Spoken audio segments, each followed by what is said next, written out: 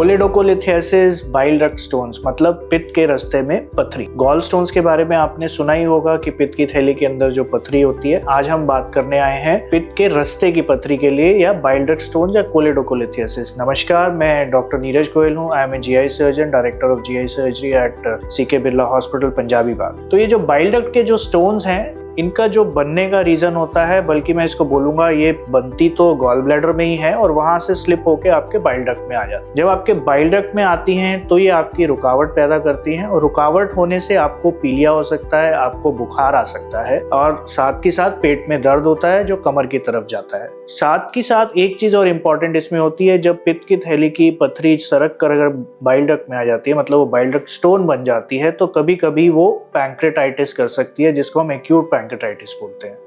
तो ये जो एक्यूट पैंक्रेटाइटिस होता है ये हमारे लिए कभी कभी जानलेवा सिद्ध हो सकता है। साथ ही साथ जैसे मैंने बताया, आपको पीलिया, फीवर और कभी कभी आपका ब्लड प्रेशर भी डाउन चला जाता है, जिसको हम एक्यूट सीवियर कोलेंजाइटिस बोलते हैं या टॉक्सिक कोलेंजाइटिस बोलते हैं। ये भी कभी कभी हमारे लिए जानलेवा हो जाता है।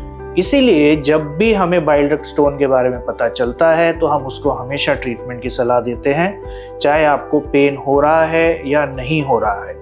तो इसका जो हमारे को अगर हम ट्रीटमेंट के बारे में बात करते हैं तो इसका जो मेन ट्रीटमेंट है, मेन ट्रीटमेंट एंडोस्कोपिक रिमूवल होता है। मुंह से एक दूरबीन डालते हैं और जो पित्त के रास्ते की जो पथरी होती है उसको आप एक तार के द्वारा खींच लाते हैं और वहां पर एक स्टेंट डाल देते हैं। तो ये एंडोस्कोपिक ट्रीटमेंट है। कभी कभी ये एंडोस्कोपिक ट्रीटमेंट सक्सेसफुल नहीं हो पाता है। उन सिचुएशंस में हमारे को सर्जरी की मदद लेनी होती है। सर्जरी आपकी दो प्रकार से होती है, कन्वेंशनल चीरा विधि द्वारा और दूसरी आपकी लैप्रोस्कोपी मतलब लेजर, जिसको हम आम भाषा में बोल देते हैं लैप्रोस्कोपिकली, जिसके अंदर आप बाइल डक्ट को ओपन करते हैं और उसके अंदर से पथरी को निकाल लेते हैं और साथ के साथ फिर आप अब किसी भी आंत के हिस्से को लेकर उससे जोड़ देते हैं। यूजुअली ये वाला जो हिस्सा होता है इसको ड्यूडेनम के साथ जोड़ा जाता है। इसको हम कोलेडोकोड्यूडेनोस्टमी बोलते हैं। आजकल क्योंकि स्टेंट्स इतना अवेलेबल हैं, कभी कभी हमारे को अगर बाइल डक्ट जो आपका पित्त का रास्ता है उसकी चौड़ाई अगर ज़्यादा नहीं है तो हम केवल एक बाइल डक्ट के ऊपर ही पित्त के रास्ते को क्लोज कर देते हैं।